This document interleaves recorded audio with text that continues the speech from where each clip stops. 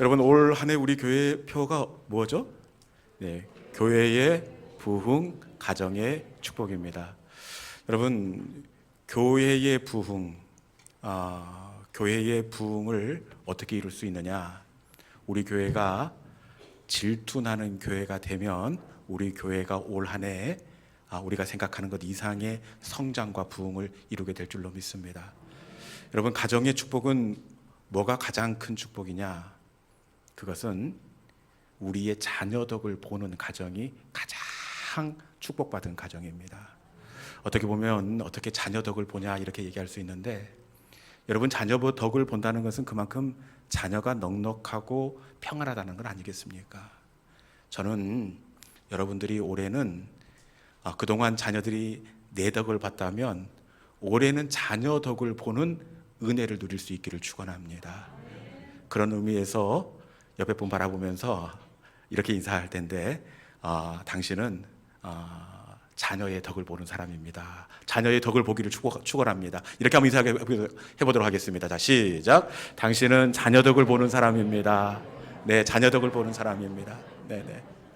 여러분, 올해는 우리 자녀 때문에 내가 덕을 보고 자녀 때문에 웃을 수 있는 그런 축복의 가정을 이루는 복된 하나가 될 수 있기를 주님의 이름으로 축원합니다. 지난주에 우리는 비로소 그리스도인이라고 칭함을 받았던 이 안디옥에 거했던 무명의 성도들에 대해서 우리가 함께 나누었습니다. 그리스도인, 어떤 의미가 있습니까? 예수님께 속한 사람, 예수님이 생각나는 사람이란 뜻을 가지고 있습니다. 저들은 예수님이 생각나는 그런 삶을 살았습니다. 그런데 안디옥에 숨어든 저들의 삶을 보면 예수의 삶을 살기가 결코 쉽지가 않았습니다. 왜냐? 예수님 때문에 정든 고향도 부모 형제도 직장까지 내려놓아야 했습니다. 스데반의 일로 도망치듯 안디옥으로 숨어든 사람입니다. 그렇다고 저들이 믿음이 좋은 사람이거나 아니면 훈련을 많이 받은 사람인 줄 알았더니 그것도 아니에요. 구레네 출신, 북아프리카에서 올라온 무명의 성도들이었습니다. 그럼에도 불구하고 그들이 비로소 그리스도인 예수님이 생각나는 삶을 살 수 있었던 것은, 그것은 바로 주님의 손이 저들과 함께 했기 때문입니다. 하나님의 은혜가 저들을 덮을 때 연약했지만 예수님의 성품이 드러나고, 고단한 삶의 자리였지만 예수님의 향기가 진동하는 삶을 살 수가 있었습니다. 올 한 해 우리의 삶도 그래야 하지 않겠습니까? 직장과 가정에서 예수님의 인격이 드러나고 예수님의 겸손과 온유한 삶이 우리의 삶이 되어야 합니다. 그렇기 위해서는 먼저 은혜로 충만해야 합니다.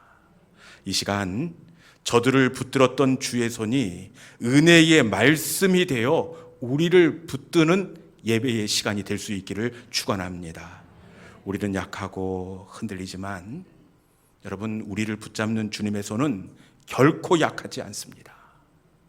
우리가 하는 착각 중에 안디옥 성도들을 붙드는 주의 손은 특별하고 우리를 붙드는 손은 뭔가 다른 하나님의 손이 아닐까, 이렇게 생각할 수 있습니다. 그런데 그렇지 않아요. 그 손이나 우리를 붙드는 손이나, 베드로를 붙들어주는 손이나 바울을 붙들어주는 손이나 우리를 붙들어주는 손이나 동일한 주님의 손이 되는 줄로 믿습니다. 그 손에 붙들리기만 하면 우리 가운데에도 예수의 향기가 나는 비로소 그리스도의 삶을 살아내게 될 줄로 믿습니다. 예배의 자리를 통하여 말씀이 주님의 손이 되어 우리를 붙잡는 복된 은혜를 누리는 우리 모든 믿음의 성도들이 될 수 있기를 주님의 이름으로 축원합니다. 오늘 본문은 이 다윗이 사울의 추격을 피해서 광야로 숨어든 시간을 배경으로 하고 있습니다. 다윗이 왜 사울에게 이렇게 쫓기는 신세가 되었느냐? 그것은 바로 그 예루살렘에 사는 이 눈치 없는 여자들 때문입니다. 때는 거슬러 이 골리앗을 때려 눕히고 다윗이 예루살렘으로 돌아오던 시간을 배경으로 하고 있습니다. 전쟁에서 승리하면 그냥 돌아오지 않고 이 승리를 자축하고 사기를 높이기 위해서 개선 행렬을 합니다. 전리품을 앞세우고 그 뒤에 때로는 백마를 타기도 하고 이 정복을 갈아입고 아주 씩씩하고 늠름한 모습으로 개선 행렬을 하게 됩니다. 그러면 집에 있는 여자들은 남편이 죽었는지 살았는지 생사를 알지 못하가 이 승리한 남자들이 전리품을 가지고 오니 얼마나 이렇게 기분이 들뜨겠습니까? 그래서 집에 있는 소리 나는 모든 살림살이를 들고 나와서 그것을 치면서 이 개선 행렬을 이렇게 환호하며 맞이합니다. 그런데 이 예루살렘 여자들이 좀 눈치가 없어요. 아무리 이날 다윗이 골리앗을 때려 눕힌 그 그림이 선명해도 그렇지, 사울 왕이 듣는 자리에서 부르지 말아야 할 노래를 부르고 말았습니다. 여러분 혹시 들어보셨습니까? 그 노래? 사울이 죽인 자는 천천히요, 다윗이 죽인 자는 만만히로다. 다윗을 높이는 겁니다.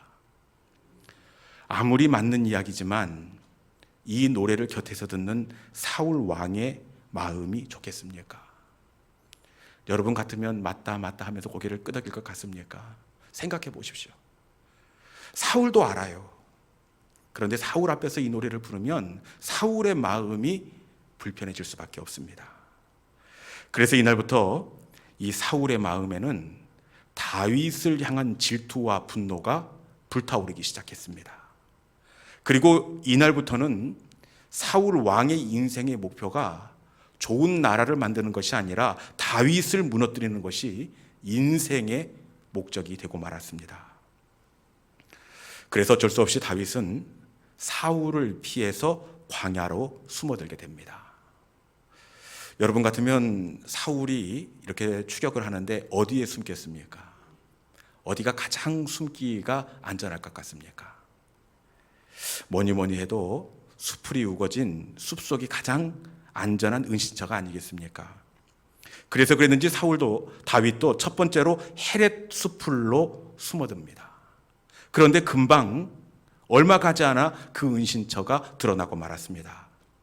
그리고 이번에는 광야로, 사람들이 접근이 어려운 광야로 다윗이 숨어드는데 그건 역시 금방 들통나고 말았습니다. 왜 이렇게 금방 숨으면 들통나느냐? 그것은 사울의 공포 정치 때문입니다. 만약 다윗을 숨겨주거나 그 도망을 도와주는 자는 가만두지 않겠다. 그리고 또 한 부분에서는 막대한 다윗에 대한 포상금을 걸었습니다.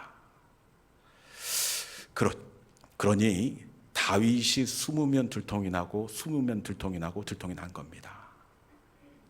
그럼에도 다윗은 들통이 났지만 이 순간에 어려웠지만 이 위기를 벗어날 수가 있었습니다. 그런데 이 행운도 이때까지입니다. 오늘 본문의 배경 마온 광야에 이르렀을 때는 다윗이 도저히 빠져나갈 수 없는 외통수에 다윗이 완전히 빠져들고 말았습니다. 우리 26절을 통해서 이때의 상황을 우리가 함께 알아보도록 하겠습니다. 본문 26절입니다. 자, 시작. 사울이 산 이쪽으로 가매 다윗과 그의 사람들은 산 저쪽으로 가며 다윗이 사울을 두려워하여 급히 피하려 하였으니 이는 사울과 그의 사람들이 다윗과 그의 사람들을 애워싸고 잡으려 함이었더라. 아멘. 이 말씀 속에서 마온 광야의 분위기를 여러분 읽어내셨습니까? 말씀에 보니까 급히 피하려 하여 이렇게 되어 있습니다. 급히 피하려 하여. 다른 번역 성경에서는 이 부분이 다윗이 정신없이 도망치다 이렇게 되어 있습니다. 그러니까 지금 이 마온 광야에 사울의 군대가 발자국 소리도 나지 않게 쥐도 새도 모르게 그 은신에 있는 산채를 갑자기 기습했다는 것을 알 수가 있습니다. 여러분 아무것도 모르고 그 산채에서 이렇게 누가 올지도 모르고 허리띠 풀고 음식 먹고 휴식을 취하는데 갑자기 이 사울의 군대가 문을 열고 들이닥쳐 보십시오. 당황스럽지 않겠습니까? 사실 화장실에서 그냥 무방비 상태로 있다가 문만 열어도 당황스럽고 깜짝 놀래고 놀라는 법인데, 여러분 지금 다윗은 생각지도 못한 그 시간에 사울의 군대가 급습을 해서 그 은신처의 문을 열어 제꼈다는 겁니다. 얼마나 당황스럽겠습니까? 제가 보니까요, 이날 다윗이 얼마나 급했으면 신발도 신지 못했습니다. 겉옷만 거치고 겨우 몸만 빠져 나왔습니다. 그런데 딱 여기까지입니다. 다윗의 행운은 더 이상 다윗 편이 아니었습니다. 다윗이 몸만 피해서 급하게 빠져나왔는데, 이어지는 말씀에 보니까 다윗이 이리로 피하면 사울이 이리로 따라붙고, 다윗이 저리로 피하면 사울이 저리로 따라붙고, 얼마 가지 않아 사울의 손에 딱 붙잡힐 것만 같은 아슬아슬한 상황이 오늘 본문의 상황입니다. 그런데 더 결정적인 위험이 남겨져 있습니다. 그것은 26절 마지막 부분에 보니까 우리가 읽었던 말씀인데 어떻게 되어 있느냐? 사울과 그의 사람들이 다윗을 애워싸 잡으려 함이었더라. 일부 군인 몇 명이 다윗의 은신처를 급습했고 이미 사울의 군대는 애워싸 잡으려 했더라. 어떤 의미입니까? 그 산채를 포위하고 있었다는 겁니다. 완전히 그물 안에 갇힌 새와 같이 다윗이 빠져나갈 그 구멍이 한순간도 한 군데도 보이지 않습니다. 이 그물에 새가 한번 갇혀 보십시오. 새가 날아가려고 이리 튀고 저리 튀지만 그물을 벗어날 수가 없습니다. 당시의 다윗의 마음이 어땠을 것 같습니까? 오늘 본문에는 나와 있지 않은데 이때를 뛰어넘은 다음에 다윗이 기록한 시편이 있는데 시편 18편입니다. 이 시편 18편은 이 급습한 그 어려움을 넘고 난 다음에 다윗이 지은 시편입니다. 그런데 당시의 다윗의 심정, 상황을 어떻게 이야기하고 있느냐? 시편 18편 4절에 있는 말씀, 우리 자막을 통해서 한번 읽어보도록 하겠습니다. 이 다윗의 심정이 이렇다는 겁니다. 18편 4절, 자 시작. 사망의 줄이 나를 얽고 불의의 창수가 나를 두렵게 하였으며. 아멘. 이날의 상황을 다윗이 사망의 줄이 나를 얽고 이렇게 표현하고 있습니다. 사망의 줄이 나를 얽고. 어떤 상황인지 느낌은 오는데 피부에 와닿지는 않습니다.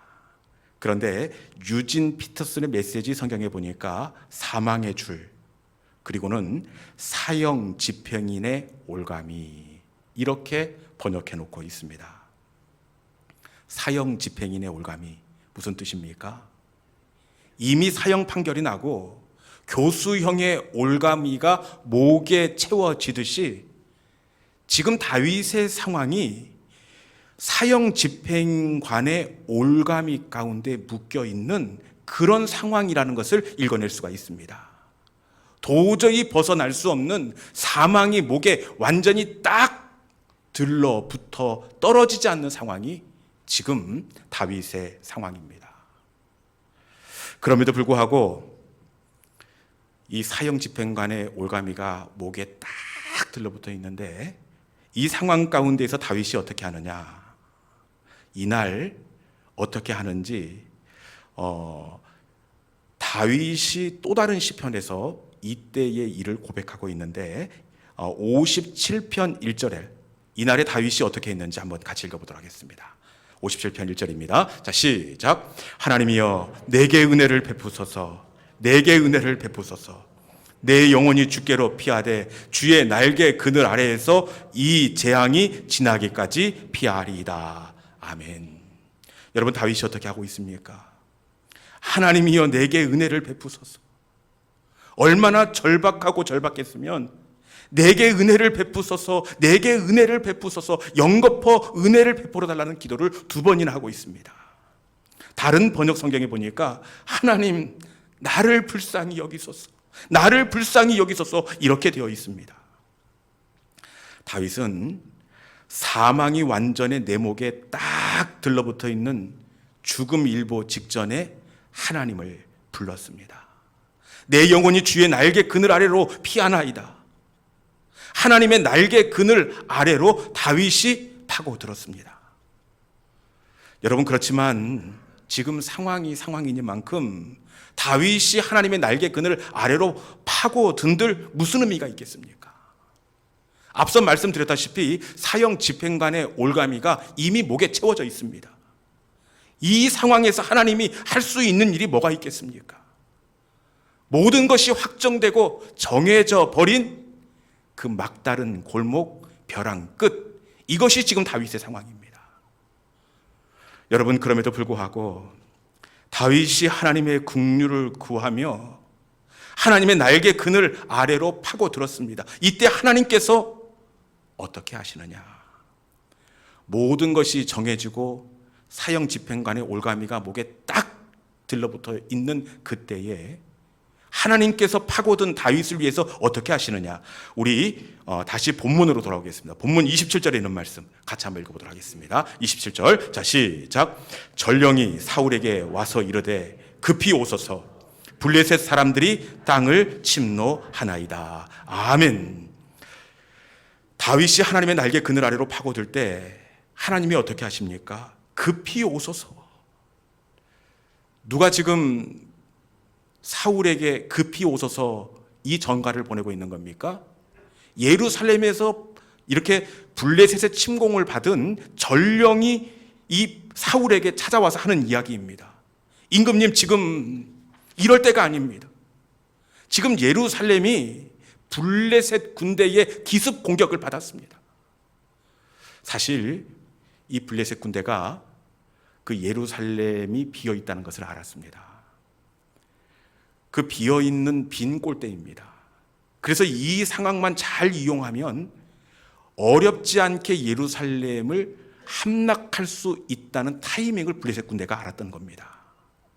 그런데 이때 지금 블레셋 군대가 예루살렘에 기습 공격을 했는데, 여러분, 이 전가를 들은 이상 사울이 다윗의 올가미를 잡아당기겠습니까? 놓겠습니까? 천하의 사울이지만 어쩔 수 없습니다. 자칫 잘못했다가는 다윗이 문제가 아니라 예루살렘 성이 블레셋 나라에 넘어가게 될 상황입니다.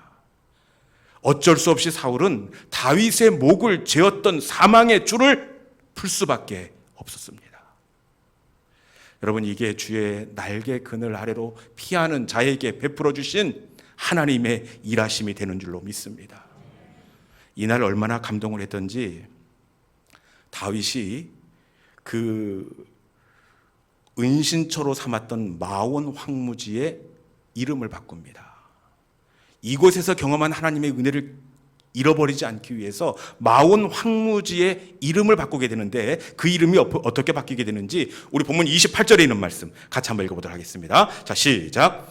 이에 사울이 다윗 뒤쫓기를 그치고 돌아와 블레셋 사람들을 치러 갔으므로 그곳을 셀라 하마 느곳이라 칭하니라. 아멘. 원래의 지명은 마온 황무지입니다. 그런데 마온 황무지의 이름을 다윗이 어떻게 바꾸었다고요? 셀라 하마 누곳. 뭔지 모르지만 하마는 들어갑니다. 셀라 하마 누곳, 이렇게 지명을 바꿉니다. 이 마온 황무지의 이름을 바꾸어서 셀라 하마 누곳 이렇게 바꾸는데, 셀라 하마 누곳 이 뜻이 어떤 뜻이냐? 셀라 하마 누곳 하고 위에 보니까 3이라고 써져 있습니까? 이게 각주입니다. 그러면 아래쪽에 있는 3번을 읽어보면 이 뜻입니다. 셀라 하마 누곳, 어떤 뜻이 있습니까? 분리하는 바위, 이렇게 되어 있습니다. 분리시키다. 원어를 보면 딱 들러붙어 있던 것에서 떼어내다. 무엇이 딱 들러붙어 있었습니까? 사울이 목에 걸었던 사형 집행관의 올가미, 그 올가미가 떼어진 곳, 이곳이 바로 셀라 하마 느곳입니다. 여러분, 우리 하나님은 하나님의 날개 그늘 아래로 피할 때에 그들을 민망하지 않게 하시는 하나님이 되시는 줄로 믿습니다. 떼어주시는 하나님이십니다. 다윗만 떼어주시는 것이 아니라 하나님의 날개 그늘 아래로 피하는 그가 어떤 사람이든 그에게 딱 달라붙어 있는 연약함을 떼어주시는 하나님이 되시는 줄로 믿습니다. 여러분, 히스기야 왕을 보십시오. 히스기야 왕에게 들러붙어 있던 그 올가미는 18만 5천 개입니다. 이 아수르 군대 18만 5천 명이 예루살렘을 포위합니다. 이 예루살렘 성에 18만 5천 명이 에워쌌으니 여러분, 이거 딱 들러붙어 있는 이 아수르 군대가 떨어져 나가겠습니까? 떼어낼 방법이 전혀 없습니다. 이때 히스기야 왕이 어떻게 하느냐? 열왕기하 19장 16절 말씀 같이 한번 읽어볼까요? 열왕기하 19장 16절 말씀 같이 한번 읽어봅시다. 자, 시작. 여호와여 귀를 기울여 들으소서. 여호와여 눈을 떠서 보시옵소서. 사내립이 살아계신 하나님을 비방하러 보낸 말을 들으시옵소서. 아멘. 아수르 18만 5천 명이 딱 달라붙어 있을 때 히스기야는 기도의 자리로 나아갑니다. 그리고 기도를 보니까 여호와여 귀를 기울여 들으소서. 여호와여 눈을 떠 보옵소서. 하나님, 이제 어떻게 합니까? 사형 집행관의 올가미가 딱 들러붙어 있습니다. 하나님, 저는 이제 어떻게 해야 합니까? 히스기야가 울면서 하나님의 날개 그늘 아래로 파고들었습니다. 그때 우리 하나님께서 어떻게 하십니까? 하나님은 이 블레셋 군대를 보내서 다윗에게 붙어있던 올가미를 떼어내셨듯이 상상도 못했던 기적을 통해서 18만 5천 명을 떼어내시는데 그날 밤에 하나님께서 패스트를 보내십니다. 아주 전염력이 강한 흑사병을 보내셔서 그날 밤에 18만 5천 명, 절대로 떨어질 것 같지 않았던 아수르 군대의 올가미를 떼어내시는 기적을 베푸신 하나님이 되신 줄로 믿습니다. 여러분, 주의 날개 그늘 아래로 파고들 때 12해 동안 그 여인에게 딱 달라붙어서 괴로움을 주었던 혈루증이 떨어져 나가게 되었습니다. 온 가족의 걱정과 염려를 끼쳤던 중풍병이 떨어져 나가게 된 줄로 믿습니다. 심지어는 거라사 광야에 붙어있던 떨어질 것 같지 않던 군대 귀신 역시 떨어져 나아가게 되었습니다. 여러분, 오늘 하나님은 이곳 이 예배의 자리가 우리의 연약한 것들을 떼어내는 우리의 셀라 하마 느곳이 되신다, 이렇게 말씀하십니다. 여러분의 사형 집행관의 올가미와 같이 딱 들러붙어 있는 어쩌지 못하는 인생의 연약함의 자리가 무엇입니까? 어떤 분은 어느덧 고질병이 되어서 내 삶의 일부가 되어버린 이 고질적인 육체의 연약함이 나에게 그 사형 집행관의 올가미와 같이 떨어지지 않는 연약함일 수 있습니다. 또 어떤 분은 딱 들러붙어 있는 불면증일 수 있고, 또 어떤 분은 자녀의 가정에 딱 들러붙어 있는 불화가 그 인생의 집행관의 올가미일 수 있습니다. 여러분, 오늘 이 자리가 하나님께서 떼어내시는 우리의 영적인 셀라 하마 느곳의 자리가 되기를 축원합니다. 우리의 근심과 걱정과 불면증과 고질적인 연약함을 떼어나는 은혜의 자리가 될 수 있기를 주님의 이름으로 축원합니다. 여러분, 우리는 할 수 없지만 주의 영이 있는 곳에는 자유함이 있느니라. 우리는 할 수 없지만 주의 영이 있는 곳에는 질병으로부터의 자유함이 있습니다. 주의 영이 있는 곳에는 모든 아픔과 상처가 분리되어 떨어져 나아가게 되어 있습니다. 이 시간 하나님의 날개를 우리의 피난처로 삼을 수 있기를 축원합니다. 모든 아픔과 상처를 떼어내시고 분리시키시는 셀라 하마 느곳의 은혜를 누리는 우리 모든 믿음의 권속들이 될 수 있기를 주님의 이름으로 축원합니다. 이 시간에 주신 말씀을 나의 말씀으로 붙잡고 하나님, 이곳 이 자리가 우리의 영적인 셀라 하마 누곳이 되기를 간절히 소망합니다. 주님의 날개 그늘 아래로 피할 때에 떨어질 것 같지 않지 들러붙어 있었던 사울의 올가미가 떼어졌듯이 하나님, 이곳 이 자리에서 하나님의 날개 그늘 아래로 피하오니 다윗이 경험했던 그 분리됨의 은혜, 떨어져 나아감의 은혜를 이 시간 저도 누리게 하여 주시옵소서. 주님, 이 시간 말씀을 나의 신비에 새기고 그 하나님이 나의 하나님임을 인정하고 고백합니다. 이 시간에 이 찬송 속에 우리의 말씀과 결단을 담아서 함께 나아가도록 하겠습니다.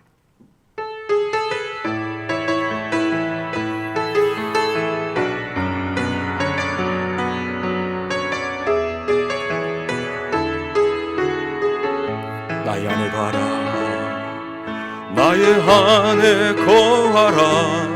나는 내 하나님이니 모든 환난 가운데 너를 지키는 자라. 두려워하지 말라, 내가 널 도와주리니. 놀라지 말라, 내 손 잡아주. 다시 한번 할 거야. 나의 안에 거하라, 나의 안에 거하라. 나는 내 하나님이니 모든 환난 가운데 너를 지키는 자라. 두려워하지 말라, 내가 널 도와주리니. 놀라지 말라, 내 손 잡아주. 내가 너를 지명하여 불렀나니 너는 내 것이라. 내 것이라, 너의 하나님이라. 내가 너를 보배롭고 존귀하게 여기노라. 너를 사랑하는 내 여호와, 내가 너를 지명하여 불렀나니 너는 내 것이라. 내 것이라, 너의 하나님이라. 내가 너를 보배롭고 존귀하게 여기노라. 너를 사랑하는 내 여호와, 내가 너를 지명하여 불렀나니 너는 내 것이라. 내 것이라, 너의 하나님이라. 내가 너를 보배롭고 존귀하게 여기노라. 너를 사랑하는 내 여호와라.